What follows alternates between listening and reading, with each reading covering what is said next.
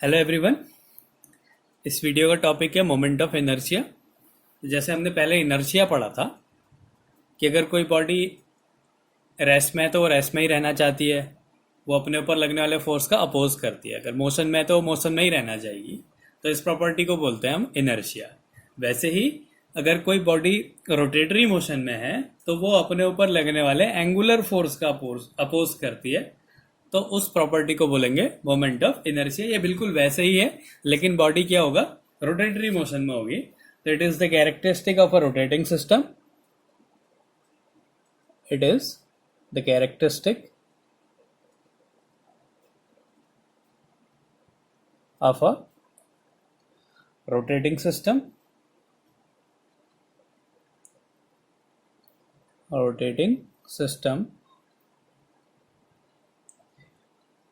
system of particles due to which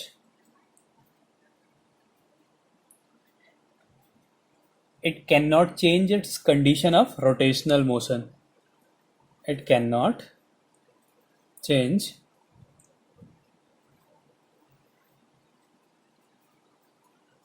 its condition of rotational motion.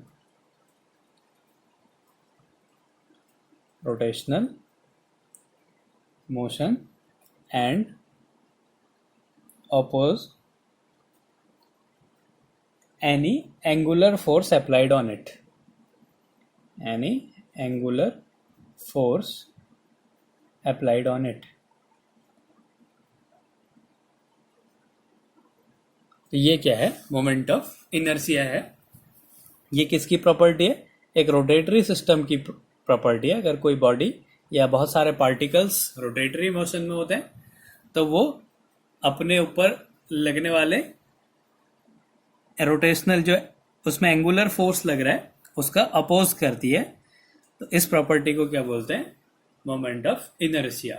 अब कोई body है जिसका मास m है और उसका जो एक्सिस ऑफ रोटेशन से जो डिस्टेंस है वो r है, तो जो मोमेंट ऑफ इनर्शिया होता है, मोमेंट ऑफ इनर्शिया ये क्या होता है, मास, उस बॉडी का mass into square of the perpendicular distance from axis of rotation. Square of the perpendicular distance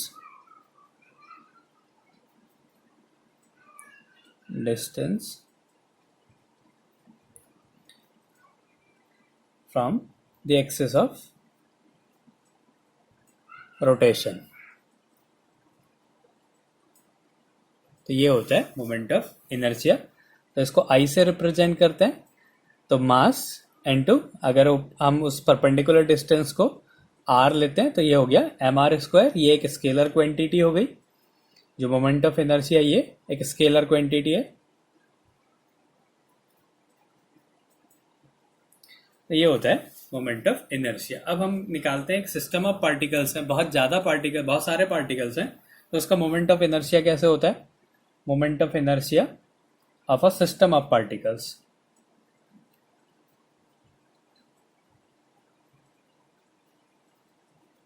तो बहुत सारे पार्टिकल्स हैं, उसका मोमेंट ऑफ इनर्शिया कैसे निकालेंगे। तो माना एक बॉडी है, उस बॉडी के हम बहुत सारे पार्टिकल्स ले लेते हैं। तो एक कोई बॉडी है, ये उसकी एक्सिस ऑफ रोटेशन है, इसमें वो ऐसे घूम रहा है।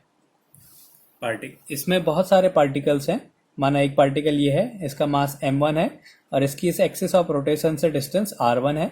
ऐसी एक पार्टिकल m2 है, इसकी एक्सिस ऑफ रोटेशन से डिस्टेंस r2 है।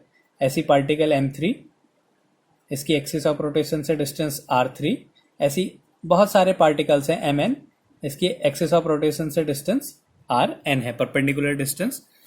तो अब ये जो मोमेंट ऑफ इनर्शिया होगा, इस पार्टिकल का क्या हो जाएगा, m1 r1 square, m2 r2 square, m3 r3 square, mn rn square. ऐसे सबका जो टोटल मोमेंट ऑफ इनर्शिया होता है I इक्वल्स टू, वो होता है m1 r1 square, scalar quantity है इसलिए सीधे सीधे ऐड कर दिया, plus m2 r2 square, plus ऐसे जितने भी पार्टिकल्स हैं mn rn स्क्वायर। तो ये हो गया मोमेंट ऑफ इनर्शिया। तो इसको हम इस तरीके से लिख सकते हैं, I equals to sigma sigma मतलब इसका सम है MI/RI², जहाँ पे I की वैल्यू 1 से n तक है, तो I equals to 1 to n MI/RI²। तो ये मोमेंट ऑफ इनर्शिया अब सिस्टम ऑफ पार्टिकल्स के लिए उसका मोमेंट ऑफ इनर्शिया होता है। अब इसके बाद होता है radius of gyration. Radius of gyration, तो रेडियस ऑफ जायरेशन क्या होता है? जैसे हमने एक बॉडी ली, कोई भी पार्टिकल लिया, उसका उसकी एक्सिस पे जो मोमेंट ऑफ इनर्शिया होता है वो होता है mr²। ऐसे ही अगर हम एक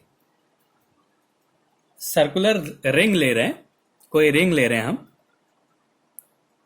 ये एक सर्कुलर रिंग है, इसको हम इसके डायमीटर में ऐसे रोटेट करा रहे हैं, ऐसे ये ऐसे रोटेट कर रही है, तो यहाँ पे जो इसका मोमेंट ऑफ इनर्शिया होता है, जो मोमेंट ऑफ इनर्शिया है वो होता है हाफ mr²। अगर इसकी जो रेडियस है वो r है, तो इसका जो मोमेंट ऑफ इनर्शिया होता है वो हाफ mr² होता है। अब अगर हम क्या करें कि एक बॉडी है, इस बॉडी का, अगर इस बॉडी का मास m है और हमने यहां पे एक बॉडी कंसीडर करी, इसका मास भी m है, ये जो पूरी बॉडी है इसका मास कैपिटल M है, और हमने इतने ही मास की एक और बॉडी कंसीडर करी, और इसकी कुछ, ये इसकी एक्सिस ऑफ रोटेशन है, इसको इसकी एक्सिस ऑफ रोटेशन में ऐसे रोटेट करा रहे हैं, इस तरीके से रोटेट करा रहे हैं, और ये इसकी रेडियस है, माना k है। तो अगर इसका जो मोमेंट ऑफ इनर्शिया है, यहां पे इसका मोमेंट ऑफ इनर्शिया क्या हो जाएगा, I इक्वल्स टू mk² हो जाएगा। तो अगर ये मोमेंट ऑफ इनर्शिया इसके मोमेंट ऑफ इनर्शिया के इक्वल है, तो हम इस रेडियस को बोलते हैं रेडियस ऑफ जायरेशन। हमने क्या करा, पहले एक बॉडी ली, उस बॉडी का, ये हम एक रिंग ले रहे हैं, उसको अगर हम डायमीटर में रोटेट करा रहे हैं, तो उसका जो मोमेंट ऑफ इनर्शिया होता है वो होता है हाफ mr²। अब हमने क्या करा, एक दूसरी बॉडी ली, उसी मास की बॉडी ली, उसको एक एक्सिस पे रोटेट करा रहे हैं, और वहां पे रोटेशन में उसका जो रेडियस है वो k है। तो यहां पे हमने इसका मोमेंट ऑफ इनर्शिया निकाला, अगर वो मोमेंट ऑफ इनर्शिया इसके मोमेंट ऑफ इनर्शिया के इक्वल होता है, तो इस रेडियस को बोलते हैं रेडियस ऑफ जायरेशन। तो ये दोनों अगर हम मोमेंट ऑफ इनर्शिया इक्वल कर दें, तो क्या मिलेगा हमें, mk² equals to half mr²। तो ये कैंसिल हो गया, यहां से अगर हम k की वैल्यू निकालें तो r/√2। इसका मतलब अगर हम इस मास को r/√2 रेडियस में मूव कराएंगे, तो इसका मोमेंट ऑफ इनर्शिया उतना ही होगा जितना इसका मोमेंट ऑफ इनर्शिया है, तब इसकी रेडियस को बोलेंगे रेडियस ऑफ जायरेशन। ऐसे ही एक अगर रॉड है, इसको हम, ये इसकी एक्सिस ऑफ रोटेशन है, इसके मिड पॉइंट पे इसको हम ऐसे रोटेट करा रहे हैं, और इसकी लेंथ L है, इसका जो टोटल मास है वो m है। तो इसका जो मोमेंट ऑफ इनर्शिया आएगा वो होता है 1/12 ml²।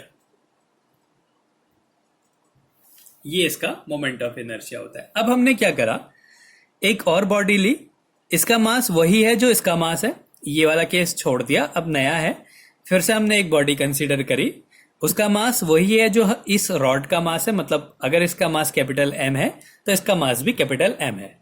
फिर हमने क्या करा, इसको एक रेडियस पे, इस एक्सिस पे रोटेट कराया। रोटेट कराने के बाद अगर हमारा मोमेंट ऑफ इनर्शिया सेम आ जाता है, मतलब हमने एक ऐसी रेडियस ली जिसके कारण इसका जो मोमेंट ऑफ इनर्शिया है वो इसके मोमेंट ऑफ इनर्शिया के इक्वल होगा, तो इस k की वैल्यू को बोलेंगे रेडियस ऑफ जायरेशन। तो अगर ये हाफ ml 1/12 ml² mk² के इक्वल हो जाता है, तो वहां पे जो इसकी रेडियस होती है वो रेडियस कहलाएगी इसकी रेडियस ऑफ जायरेशन। तो इसको कैसे लिखेंगे, the radius of gyration of a body, radius of gyration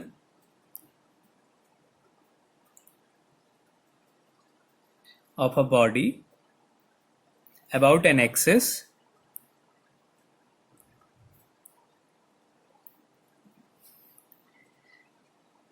may be defined as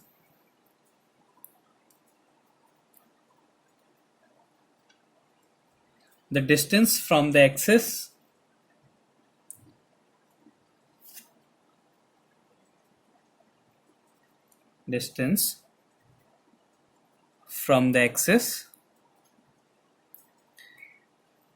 of a mass point whose mass is, ये जो मास लिया, whose mass is equal to the mass of the whole body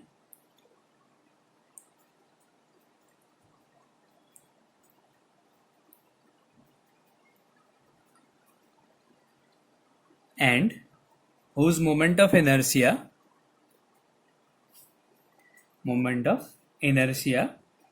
is equal to the moment of inertia of the body about the axis. तो ये है radius of gyration. The radius of gyration of a body about an axis may be defined as the distance. ये distance से define करना है from the axis of a mass point. एक point mass हमने consider करा whose mass is equal to the mass of the whole body. जैसे इसका मास जो लिया वही इसका मास लिया, और इसका मास जो लिया वही इसका भी मास लिया.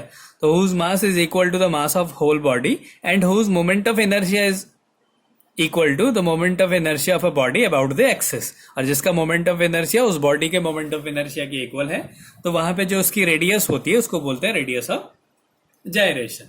तो ये दो टॉपिक्स थे. पहला है मोमेंट ऑफ इनर्शिया, जैसे हम लीनियर मोशन में पढ़ते हैं या किसी प्लेन पे अगर हम मोशन को पढ़ते हैं लीनियर मोशन को, तो वहां पे क्या इनर्शिया का क्या मतलब होता है कि वो अपने ऊपर लगने वाले फोर्स का अपोज करती है. वो अगर रेस्ट में है तो रेस्ट में ही रहना चाहेगी, वो मोशन में है तो मोशन में ही रहना चाहेगी, मतलब अपने मोशन की कंडीशंस को चेंज नहीं होने देना चाहती है. वैसे ही अगर कोई बॉडी रोटेटरी मोशन में होता है तो वो अपने रोटेशन की कंडीशंस में चेंज नहीं होने देता है, वो अपने ऊपर लगने वाले एंगुलर फोर्सेस का अपोज करता है. तो उस प्रॉपर्टी को बोलते हैं moment of inertia. Moment of inertia find कैसे करते हैं? ये होता है mass into square of the perpendicular distance from axis of rotation. अगर कोई बॉडी है उसका मास m है और उसकी एक्सिस ऑफ रोटेशन से परपेंडिकुलर डिस्टेंस r है, तो उसका moment of inertia mr square होता है.